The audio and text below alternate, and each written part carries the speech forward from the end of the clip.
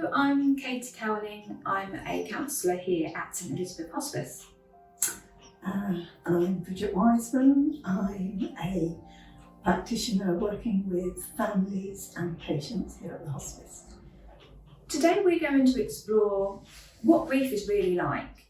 When we're working with clients, we find that we get lots of questions about what's grief like, is this normal, how are we going to experience it? So what we thought we'd do is look at some of those questions that we have. Now, we've only got a few questions today to look at, and we know that lots of different questions might come up with people's grief. But we thought we'd just look at some of the ones that we've been getting when we're working with clients. So we're going to be sharing our knowledge and experience from our experiences. So yours might be a little bit different, but we're going to look at what is normal in grief. And we're going to use this as a little bit of a metaphor today.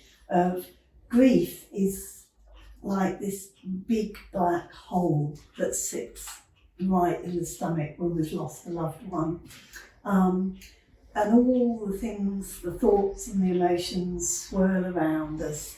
And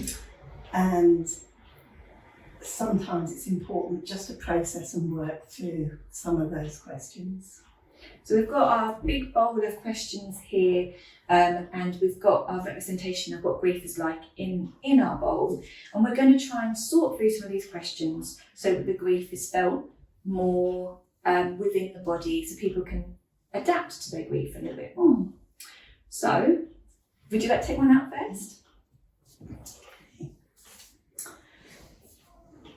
So is it normal that one day I'm okay and coping, and the other day I'm really struggling?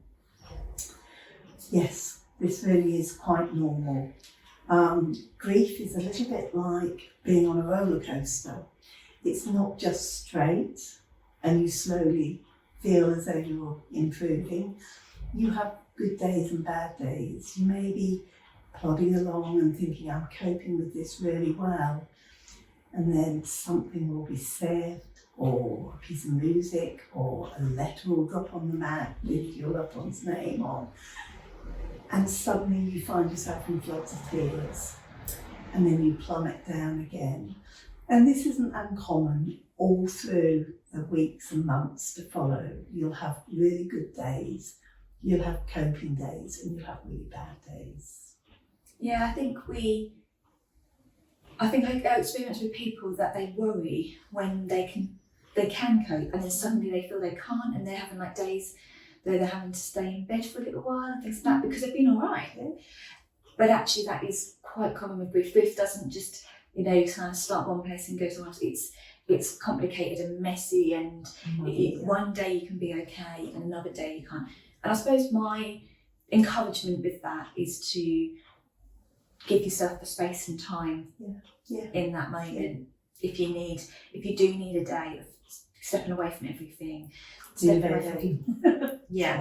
then if there's a day where you can get up and enjoy and have some fun, that's okay as well. And I think sometimes we can feel guilty for living our lives beyond the loss, and I think that's a good example of where we can make sure that we provide for ourselves, have some compassion around our loss. Yes, look after yourself. Yeah. Shall I take the next one? Okay. Is it normal to worry about forgetting the person you've lost? Now, I think this is quite a big one, but also quite a complicated one as such, because particularly if somebody's had a really difficult end of life, we can get kind of stuck with those memories at the very end, and they can be really difficult to kind of keep thinking about perhaps what the person looked like, or conversations you might have had in those moments. But actually, what we want to try and do is try and remember the person who they've been throughout the whole life. Not forgetting the end of their life, obviously that is part of their story, but to try and remember every part of them. Absolutely. And I think we do worry about, are we going to forget their voice? Are we going to forget what they look like? But I suppose it's perhaps working with that. And I think this is where I like to use photos. Yeah. Because that brings it alive. Absolutely. I often say to people, put lots of photographs of your loved one up when they were well and when you had, holidays. Yes, it's upsetting, but it's also a reminder, as you say, of the whole person. After all, we're chapters of a book, aren't we? And those last few weeks or months, particularly when somebody's really poorly and perhaps in bed or in hospital, looking really different, it's sad just to remember that last few moments. It's better to remember the whole person, all those chapters, good or bad, difficult and fun, because that's the whole person. And don't we all want to be honoured and remembered as the whole person at the end of the day? And I think when you think about that possibility of forgetting somebody, what we need to remember is when death occurs, the existence of that person isn't anymore, but all your memories and all the life experiences you had with them will stay with you, and your relationship with them. Yes. That relationship's always going to stay. Yes. So although we can worry about forgetting them, it's unlikely to happen because you will live in their legacy of their life. And sometimes it trickles back, Yes. that shock, however much we're prepared for losing somebody, and we know it's going to happen, when it actually happens, you can still go into a state of shock. And I believe it's the body's way of protecting you. And so those memories might not come flooding back, but that's part of the grieving process in time. And particularly if you either discuss that loved one with family and friends, or even come and have support with one of us, it allows you to talk about that person, and that's when all the memories flood back. Actually, I think that's a really good point you've made there, Bridget, because it is normal to have lack of concentration, lack of memory in grief, and so that could be playing a part as well. It could be making you want to focus on the more difficult parts and not the nicer bits, or you can only think about, so our memories can be distorted when we're grieving. Yeah, sure. So I think that's a really good point to make. Would you like to take another one? So, is it normal to have changes in your sleep pattern and eating habits? Yeah, it really is. I think, particularly the sleeping, people forget. Often if you've cared for a loved one, you might have had weeks and months of worry and sleepless nights and not really relaxing or looking after yourself. So suddenly when that person's gone, you kind of almost forgotten how to look after yourself, and you feel fatigued and tired, and you have sort of very little energy. And so it isn't not uncommon, it's normal to sometimes struggle to get back into a routine. And it is often the sleeping and the eating take a little while to get back to normal. But there are very important things about looking after yourself to actually getting back into the habit of doing. But yes, it is normal. It just changes. It's likely to change. And for some people, want to sleep lots more, or they don't sleep at all. For some people, they want to eat lots more, and some people don't want to eat. So it's not normal in a sense of it's always one way or the other. Yeah. Because it depends on the individual. Yeah. And we all deal with our stress differently. And so I think that's important to mention, that food and sleep, those kind of practical things that we're just expected to do on a normal day. Yeah. And like you said, if before someone's died, they were caring for someone, they probably didn't even have time to think about food and exercise as well, things like that. And then suddenly your body's expected to just go back into a different place where you could exercise and you can eat, but actually it just going to take time for you to be able to get into routine, if the routine is what you need. Some people do like routines, some people don't. So, and I mean, eating as well is a very social thing. And I've particularly sometimes I've spoke with an elderly couple who had their meal times at a set time, and they'd sit together and eat, and suddenly that doesn't feel right anymore. And I would always suggest, eat at a different time, eat a different food, because, you know, you can't always get small portions and things, and it just feels, well, I can't face it. There's nobody to share it with. But I always say to people, you know, it's okay to change your routine. You know. Yeah, and I was thinking that even with sleep, because we get such a routine, don't we? We go to bed at a certain time, we get up at such a time, and that could be related to who we're living with, and if that's changed, then who you're caring for, that all might need to change. And also, I think in the early days of grief, if you need to nap in the afternoon, unless it's going to affect you to not sleep at night and you want to try and do that, but I would always say, if your body's saying you need to nap, listen to your body. Yeah, don't be like, oh, I shouldn't be napping in the afternoon. Yeah. Because again, worry can affect eating and sleeping, and if you start worrying about your sleeping and eating being out of factors, whereas then that's just going to, you know, compound that. So I always say try and be relaxed about it. Yeah, absolutely. Shall I take another one? Do. Okay. So, is it normal to want to return to a routine or work quickly? So that's kind of sort of very similar to what we were just talking about. And I do find that some people need that routine to get back into and find that gives them a bit of a distraction. Now I'm using the word distraction rather than avoid, because I don't, it's not about going back to work and avoiding what we're going through, because that could bring up other elements of feelings later on. Yeah. But if you need that distraction and you need to see those people who work tends to be with people, or if you work alone, you've got focus in your mind. But I would also say, do take time if you need it as well. Don't be afraid to ask for more time. Yeah. Obviously, every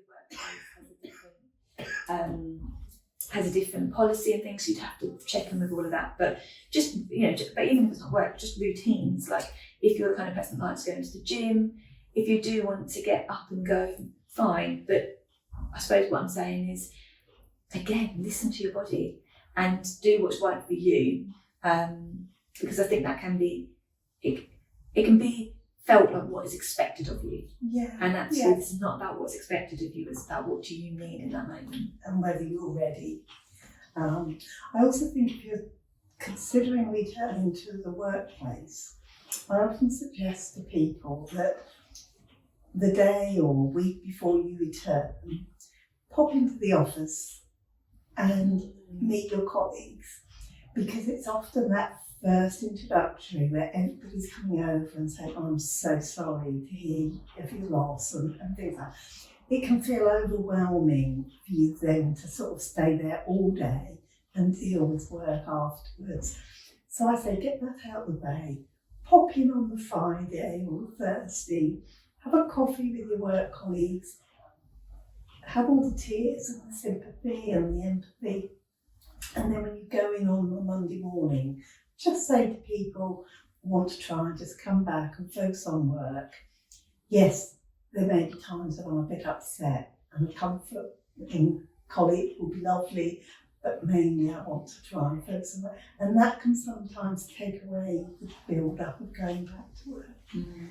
And actually, you're saying that made me think that could even work in terms of if you're like doing groups, like a coffee morning, if you normally go to a craft morning or any kind of clubs or anything, or with your friends, maybe there needs to be a little message before saying something like, I'm returning after the loss of my husband, I'd like to talk about it, please come over and talk to me about it, or I'm not sure I want to talk about it, I'm coming to enjoy the experience of being with you, and I want to hear about what's been going on for you so that I can. So actually just messaging before, if that's possible, and if there's a facilitator or if it's your friends, just so that they know how to manage it as well. It doesn't then become overwhelming on the day. Yeah, it's like you're giving yourself that kind of control and power over how you're going to experience it. If you can, and be prepared. I think it's what you were saying about work, giving that chance to be prepared for what you used to do, but how it's going to feel different now. Yeah. And I think with all of that, I really want to bring up even more that it doesn't have to be quickly. although it is normal for people to want to maybe get back into it quickly, doesn't have to be, and it's got to be right for the person. And sometimes just, if you've got an understanding employer, a phased return helps. Just doing half a day or half a week just to get back into the routine. Yeah.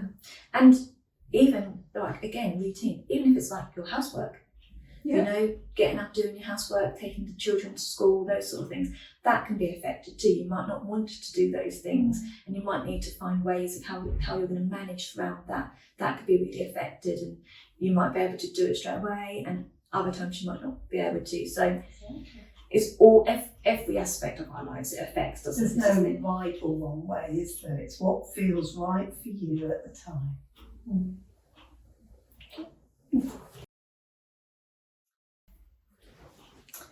Is it normal to have dreams or nightmares of the person you have lost? Yes, it's normal. Sort of subconscious is when we dream. Often things come up, and as we've said before, that person doesn't actually disappear. Their body's gone, but that person hasn't disappeared. So you will often find yourself, because you're thinking about them and everything's going on, when you try and relax and go to sleep at night, they may come up in your dreams. Some people say that's comforting. Others, they find it distressing because they then wake up and have to face reality again. But it certainly is normal. I always think that when I'm working with clients, I have to allow them to tell me if it's a dream or nightmare, because if it brings in their loved ones, for sometimes it can feel like a nightmare, particularly if they're going through the last few days, because that can come up quite often. But even if their loved ones being there because of that reality when they wake up. But for others, it can feel like a dream because they've got their loved ones suddenly there with them again. It might still be difficult when they wake up, but for them in that moment, so it's actually, what is this for you? Was it a dream? Was it a nightmare? How did you experience it? And I think when we talk about dreams and nightmares close to someone having lost someone, the mind can work a lot quicker than how our bodies can process. So it's given that those dreams and nightmares can be a part of processing that we can't process in the normal conscious world. No. We can't always put it into words, but that dream is actually playing out our thoughts and feelings. Because often guilt is part of grief, one of the elements of grieving, and sometimes people will often say to us, could I have done this differently? So the dream might be living out different scenarios of how it could have been. But I always remind people that actually you only could deal with what was happening at the time. Hindsight tells us we could do things differently, and grief plays on that and makes us feel guilty, which is part of grief. But at the end of the day, you can only deal with what you dealt with. But you may relive different scenarios in your sleep and your dreaming. You just brought up another one that I thought we could have had in our bowl today, is did I do enough? Is it normal to feel like I didn't do enough? Because that comes up all the time. And I think it's okay to have those questions. But obviously just sort of working through with somebody, talking it out is important, because those kind of feelings can be quite deep and can get stuck if they're not explored with someone. Because guilt is it can be something we can move on from, but we can also, it can hold us back in our grieving if we don't process it and realise it is what it is. Absolutely. Shall I take another one? Okay. Well, this is like a one that I think lots of people go through. Is it normal to not be able to listen to music or watch certain TV shows? So I think this is really connected to the memories that it might have when you were with the person that you lost. Having said that, sometimes I think you can start to not want to watch things that doesn't mean it, just suddenly it kind of just, what you want to do now changes. What you might be interested in changes. So you might not want to watch it, not because there's any memory connected to it, but it's just not what you want to do now. Although But I also think, particularly with music, because music's so emotional, So powerful. that I think that there's probably quite a lot of memories that comes to it. You can find yourself back in a date or a room with music, can't you? And I think that it's very, very normal to not be able to. And it might be that you might not ever want to listen to that particular song. Obviously, particularly like if it's a Christmas song and like when you go Christmas shopping, it's always in the background, those sort of things come up. And so you might not be able to physically pull yourself away from it, but I suppose I'm saying it's okay to decide, actually, I'm not going to listen to that song. Yeah. But also, I'd like to think that within your grief process, that if you can't now, in time, it might bring some comfort because it connects you back to the person even more. So things can change. And I think, like with TV, that can be often quite a routine, like what nights you watch, what shows, and who you might watch it with. So that might be a part of that change. That's why you can't watch them. And you just might not enjoy them anymore. You know, you might not enjoy them if you can't share them with that person. And that's an adaptation that needs to happen in terms of, I now would like to watch more history shows because that's my interest. But that takes a little bit of time because then you're sort of accepting that things have changed and that reality. I think as well, Katie, it can, particularly sometimes if somebody's died at home and a certain programme was on that night, the following weeks or months, they really can't face the theme music to that show because it just reminds them of that night or day their loved one went. And music, if there's a real connection with somebody, the music, you can control sometimes when you put your TV on, but music's everywhere. It might come up on the car radio, it might be in the supermarket, shopping, in restaurants. And that's when, like we said at the beginning, you get caught unawares. You think, oh, I'm coping, I'm doing okay. And then that piece of music just hits you. And you find yourself in front of tears. And it's interesting, some you'll know, like songs you used at the funeral, sort of, you know those songs are going to. But other times it can trigger you and you think, oh gosh, this song's really brought something up. Where's that come up? And it often will be something like that.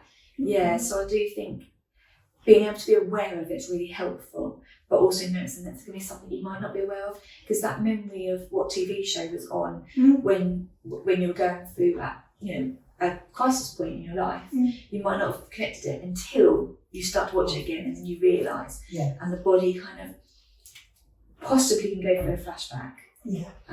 So it's kind of learning about what the things that might trigger you, and know that sometimes you just won't know, and you're going to be out and about, and that can be really hard. And again, talk about it, either with loved ones, with friends, or if you're having professional counselling, talk about it. Process what it was about that event that triggered it for you, because that helps you to normalise what's going on. Yeah, absolutely.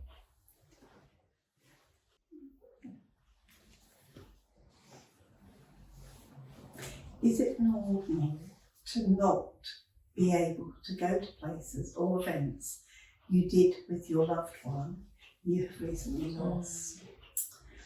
Again, I think we've kind of covered this in many ways, but like music and TV, places and events, they're where we make our memories, isn't it? And we talk about chapters of books and how our life tells a story. Well, places and events tell the story of happy times and things we've done.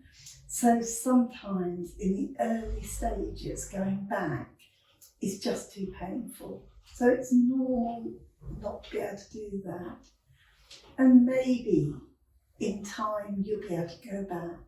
But I often say to people, try and go back, but in a different way.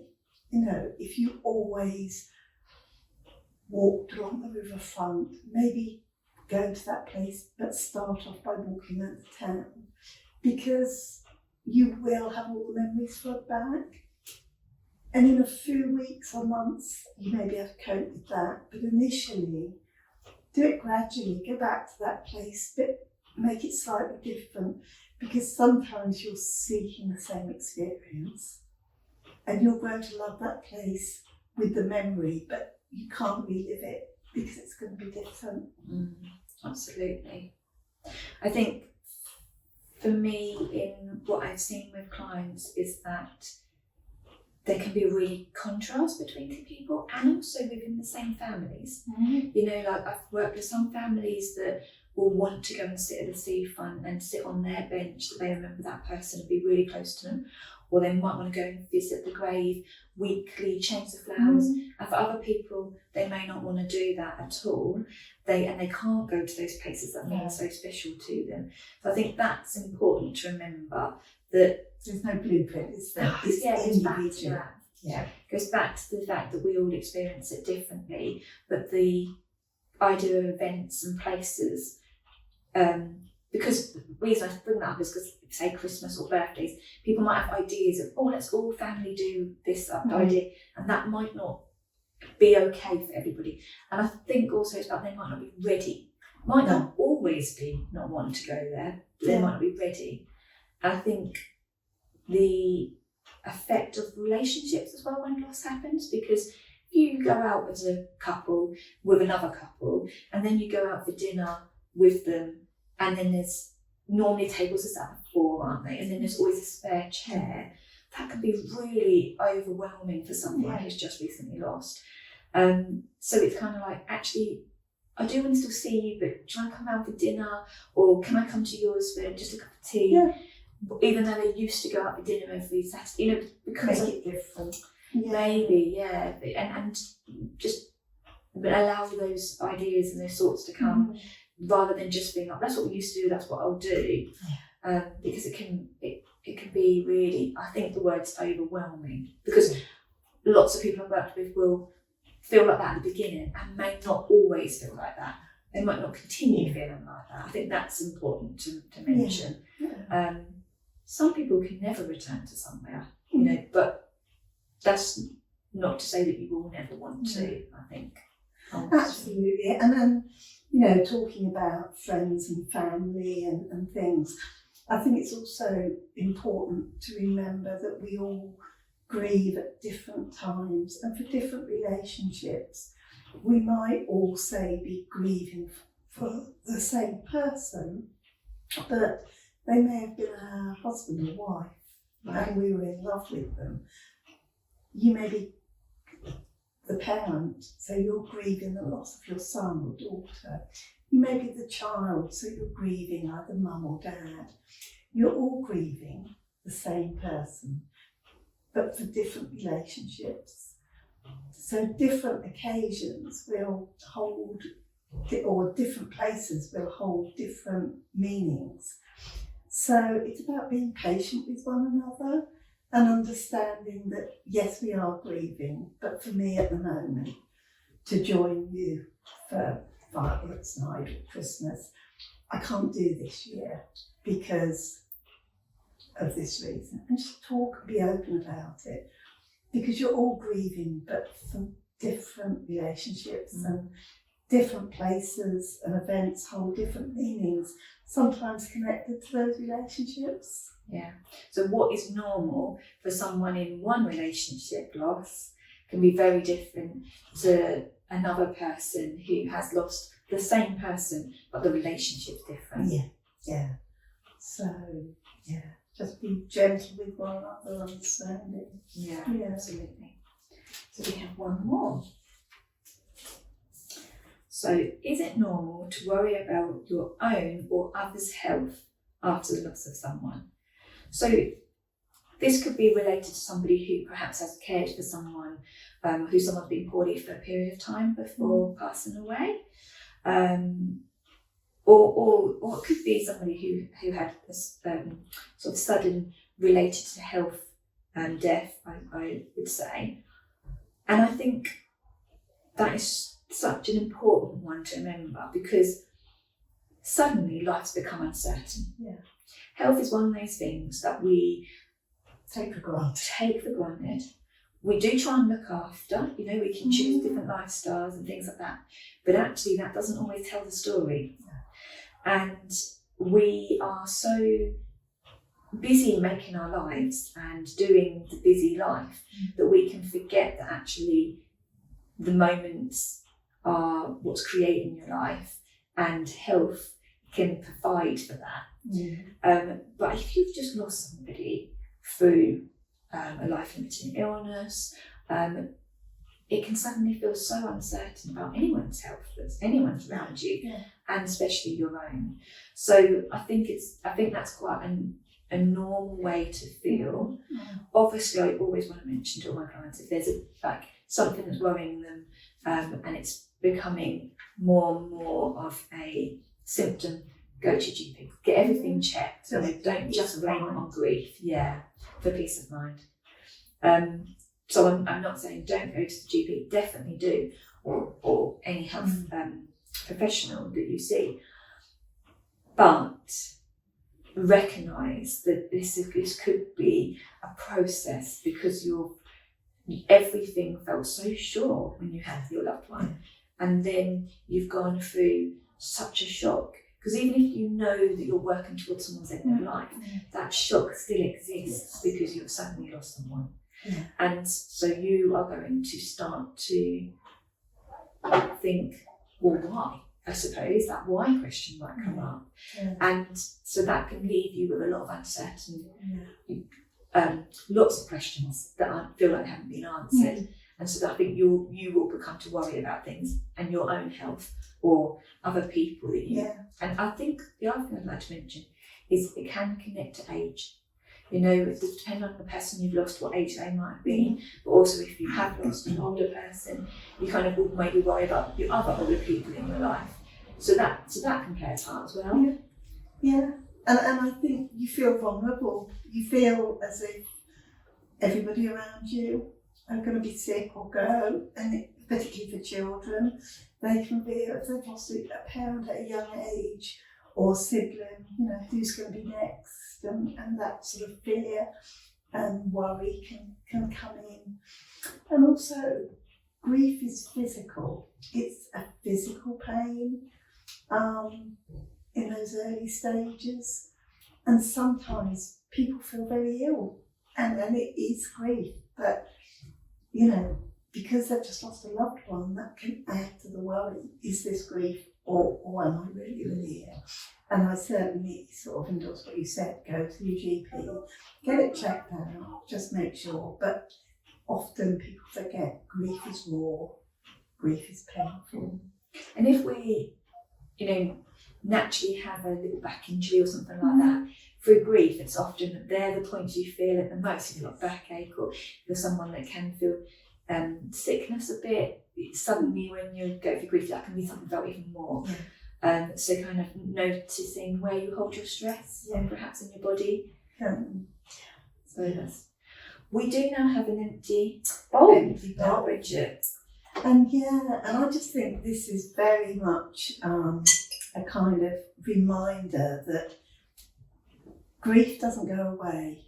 Grief doesn't disappear. That pain, that loss is there. But actually, when we work through grief and all these thoughts and feelings and emotions, there is a big area now around the grief, and we start to actually grow. So we live with the pain and the loss, but our lives, our feelings, our thoughts have more room to grow and expand. So where people get fearful, then when they lose their loved one, they're going to forget them. You don't, and there's always going to be that loss. But actually, you learn to live around that loss, and you have that space to do that. Thank you for listening to our conversation today. I hope that you found that really helpful. My last sort of message I'd like to send is remember to validate all of your feelings in grief and all of your thoughts. And today we've looked at those thoughts you might have around what is normal in grief. Your experience can be very different to everybody's, and it's really important to notice that when you connect with your thoughts and feelings and you validate them, they can feel much more manageable throughout your life. If you feel like you need some more bereavement support, please do get in touch with us for our Living Grief Bereavement Hub. You can call us, you can email us, and we have our website that you can check, which has loads of different bereavement services beyond the hospice to help you find some more support. Again, thank you for listening, and I hope that you'll go through your grief process well.